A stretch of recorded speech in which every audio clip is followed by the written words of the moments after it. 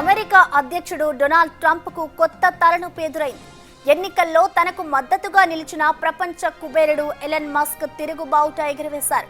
కొన్నాళ్లుగా ఎడమోహం పెడమోహంగా ఉన్నప్పటికీ ఇప్పుడు డైరెక్ట్ అటాక్ మొదలైంది. తన మద్దతు లేకుంటే ట్రంప్ ఓడిపోయేవారని, రిపబ్లికన్లు మట్టి కొట్టుకుపోయేవారంటూ మస్క్ కామెంట్ చేయడం ఇప్పుడు సంచలనంగా మారింది.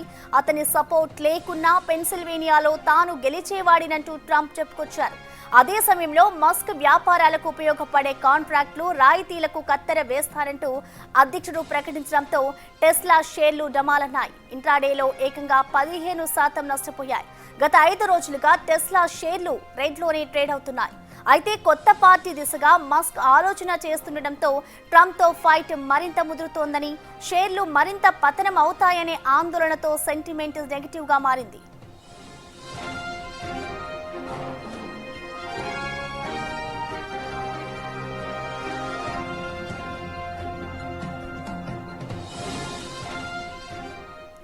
దీనిపై స్పందించేందుకు మనకి ఫోన్లో అందుబాటులో ఉన్నారు బిజినెస్ అనలిస్ట్ నాగేంద్ర సాయి గారు. నమస్తే అండి.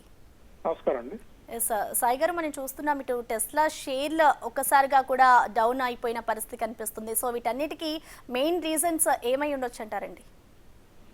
సో చాణక్య నీతి ఒకటి ఉందండి. అదేంటంటే రాజుకి అతి దగ్గరగా ఉండకూడదు, రాజుకి అతి దూరంగా ఉండకూడదు అనేది ఒక నీతి సూత్రం. సో ఇప్పుడు Donald Trump and Elon Musk పరిస్థితి కూడా అదే ఉండేది. అంటే ఇద్దరు అంత క్లోజ్ గా ఉండి ఒక్కసారిగా ఎడమొహం బెడమొహం అయిపోయి ఇద్దరు ఒకరికొకరు చూసుకోలేని పరిస్థితి ఇప్పుడు దాపురించింది. దీని ఎఫెక్ట్ ఏంటంటే వ్యక్తిగతంగా వాళ్ళిద్దరూ ఏం కొట్టుకున్నా తిట్టుకున్న ఇబ్బంది ఉండదు, కానీ but as a public limited కంపెనీగా ఎలాన్ మస్క్ టెస్లా అన్న కంపెనీ ఆయన హోల్డ్ చేస్తున్నారు. ఆయన చైర్మన్ గా ఉన్నారు, ఆయన ప్రమోటర్ గా ఉన్నారు. ఆయన తీసుకుంటున్న చర్యలు షేర్ హోల్డర్స్ మీద డైరెక్ట్ గా ఇంపాక్ట్ చూపిస్తున్నాయి. అదే మెయిన్ రీజన్ గా ఇప్పుడు కనిపిస్తోంది. సో గత ఇయర్ టు డేట్ ప్రకారం చూసుకున్నా, గత 6 నెలల్లో చూసుకున్నా స్టాక్ వాల్యూ దాదాపు 25% పతనమైంది.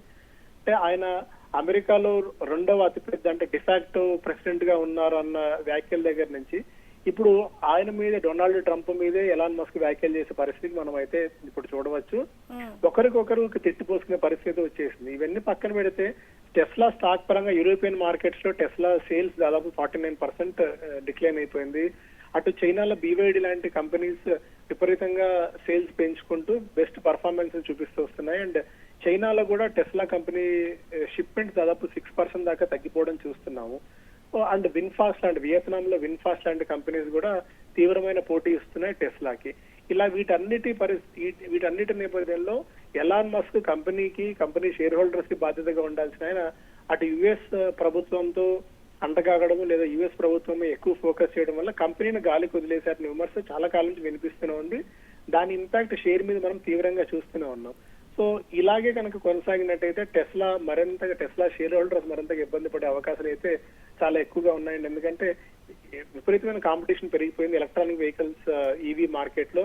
ఆ ఈవీ మార్కెట్ లో పోటీని తట్టుకోవాలంటే ఎప్పటికప్పుడు కొత్త స్ట్రాటజీస్ మార్చుకోవాలి. అలా మార్చుకోకుండా కంపెనీని దాదాపుగా ఆయన గాలికి వదిలేయడం వల్ల స్టాక్ మీద చాలా తీవ్రమైన ఇంపాక్ట్ అయితే గత కొద్ది కాలం చూస్తున్నాం. దానితో పొలిటికల్ బ్యాక్లాష్. ఏ బిజినెస్ మెన్ కు కూడా డిప్లొమసీ ఉండాలి కానీ బట్ పొలిటికల్ ఒక పార్టీకి సపోర్ట్ చేస్తూ ఉండడం వల్ల మిగిలిన వాళ్ళందరూ కూడా ఇంపాక్ట్ అవుతూ ఉండడం, మన స్టాక్ మీద కూడా డైరెక్ట్ ఇంపాక్ట్ ఆ పొలిటికల్ అఫిలియేషన్ ఉండడం కూడా దీనికి రీజన్ అవుతుందని చెప్పుకోవచ్చండి. Okay, thank you Nagendra Sai గారు.